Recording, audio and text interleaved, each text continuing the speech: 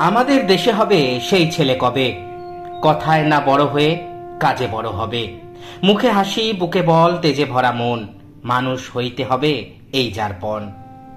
এই কবিতার কবি বাংলা সাহিত্যের প্রথম যুগের বিখ্যাত মহিলা কবি কুসুম কুমারী দাস, যিনি কবি জীবনানন্দ দাশের মা।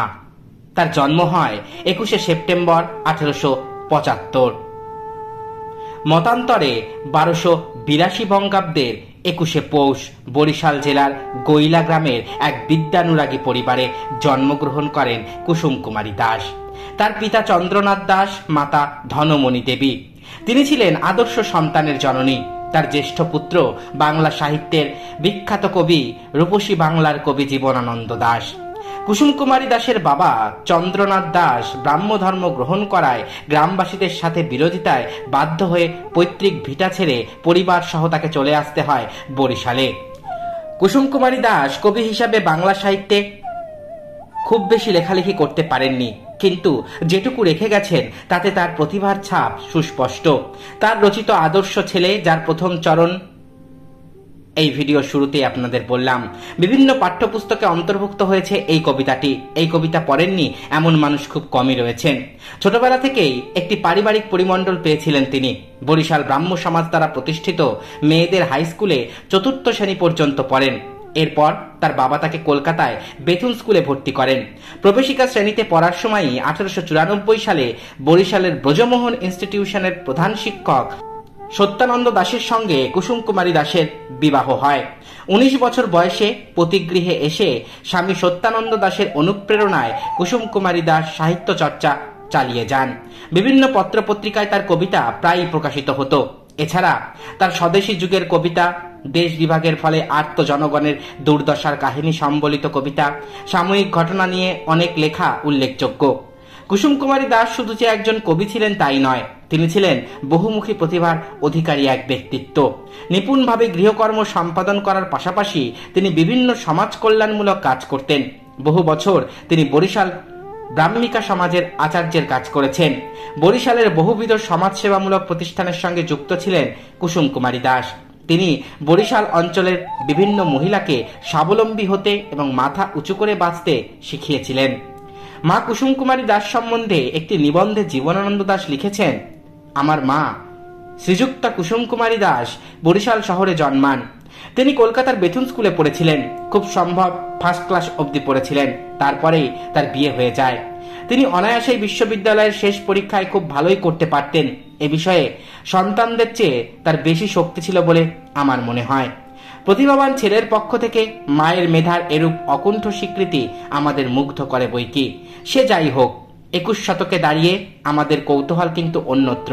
তা হল 19 শতকে সামাজিকভাবে অগ্রসর বহু সংস্কারমুক্ত মানুষ ব্রাহ্ম সমাজে যোগ দিয়েছিল এবং ব্রাহ্মরা বিবেচিত হতো আধুনিক এবং উদার মানুষ হিসাবে। নারী শিক্ষার প্রতি ব্রাহ্ম সমাজের প্রত্যক্ষ সমর্থন ছিল। অথচ ব্রাহ্ম পরিবারের মেয়ে কুসুম কুমারী দাসকে বিয়ের জন্য পড়াশোনা ছাড়তে হলো। কলকাতায় কুসুম কুমারী দাসের অভিভাবক ছিলেন রামানন্দ চট্টোপাধ্যায়। ইনি ব্রাহ্ম সমাজের উপরের সারির একজন মানুষ ছিলেন। তারই আগ্রহে 1895 সালে প্রকাশিত শিশুদের মাসিক পত্রিকা মুকুল। মুকুল পত্রিকায় লিখতেন স্বয়ং রবীন্দ্রনাথ ঠাকুর, লিখতেন উপেন্দ্র কিশোর রায় চৌধুরী, আরও লিখতেন তরুণী কুসুম কুমারী দাস। প্রথম বছরেই অর্থাৎ 1895 সালে কুসুম কুমারী দাসের বেশ কয়েকটি কবিতা ছাপা হয়েছিল মুকুল পত্রিকায়। এগুলোর মধ্যে আদর্শ ছেলে কবিতাটির প্রথম দুটি চরণ তো প্রবাদ বাক্যে পরিণত হয়েছে। মুকুল পত্রিকা প্রতিষ্ঠার 1 বছর আগে অর্থাৎ 1894 সালে সত্যানন্দ দাশের সঙ্গে কুসুম কুমারী দাসের বিবাহ হয়। কুসুম কুমারী দাসের বয়স তখন 19। বিয়ের আগে সত্যানন্দ দাশের জীবনের কিছু ঘটনা উল্লেখযোগ্য। তাতে বরিশালে কুসুম কুমারী দাসের শ্বশুরবাড়ির আবহাওয়া বুঝতে আমাদের কিছুটা সাহায্য হবে। 1885 সালের ডিসেম্বর মাসে জীবনানন্দের পিতামহ সর্বানন্দ দাস দেহ রক্ষা করেন। শোক সংবাদ শুনে সত্যানন্দ দাস তার বড় ভাই হরিচরণ দাস কলকাতা থেকে বরিশালে এসে শ্রাদ্ধ পর্ব সেরে আবার কলকাতায় ফিরে যান। বিশ্ববিদ্যালয়ের পরীক্ষা আসন্ন। 2 ভাইয়ের কেউই উত্তীর্ণ হতে পারলেন না। এদের পিতা সর্বানন্দ দাস আগেই বলেছিল যে সরকারি চাকরি করতে। তবে তার ছেলেদের কেউই যে সরকারি চাকরি পাননি তা এক লেখায় সত্যানন্দ দাস উল্লেখ করেছেন। দুই ভাই অথৈ সাগরে হাবুডুবু খাচ্ছিলেন। তারপর হরিচরণ দাস পোস্ট অফিসে চাকরি পেলেন। জীবনানন্দের পিতা সত্যানন্দ দাস হবিগঞ্জে একটা স্কুলে ঢুকলেন। সে যাই হোক, 1884 খ্রিস্টাব্দে বিপ্লবী অশ্বিনী কুমার দত্ত বরিশাল শহরে ব্রজমোহন ইনস্টিটিউশন নামে একটি স্কুল প্রতিষ্ঠা করেন। সত্যানন্দ দাস যোগ দিলেন সেই স্কুলে। তবে চাকরি বেশি দিন করতে পারেননি। সংসারের জাতাকলে পিষ্ট হতে হতে জীবনানন্দের মা কবিতা লেখার বেশি সময়ও পাননি। অবশ্য পরিবারটি ছিল আলোকিত। পরিবারের লোকজন কাব্যচর্চার মর্ম ঠিকই বুঝত। তবে নারী বিশাল যৌথ পরিবারে সংসারের কাজ না করে কাব্যচর্চা করছে এমন চিত্র পুরুষ শাসিত সমাজে অকল্পনীয় ছিল সেই সময়। সে কারণে কি জীবনানন্দ খানিক ক্ষোভের সুরে লিখেছিলেন, কবিতা লেখার চেয়ে কাজ ও সেবার সর্বাত্মতার ভেতরে ডুবে গিয়ে তিনি ভালোই করেছেন হয়তো। তার কাজকর্মের আশ্চর্য নিষ্ঠা দেখে সেই কথা মনে হলেও ভেতরের খবর বুঝতে পারেননি। কিন্তু তিনি আরো লিখলে বাংলা সাহিত্যে বিশেষ কিছু সমৃদ্ধি বয়ে আনতে পারতেন। সে যাই হোক, কুসুম কুমারী দাস যে ছেলের জীবন বাঁচিয়েছিলেন সেটাই তার জীবনের সবচেয়ে বড় অর্জন বলে মনে করা হয়। এখন সে কথাই বলবো।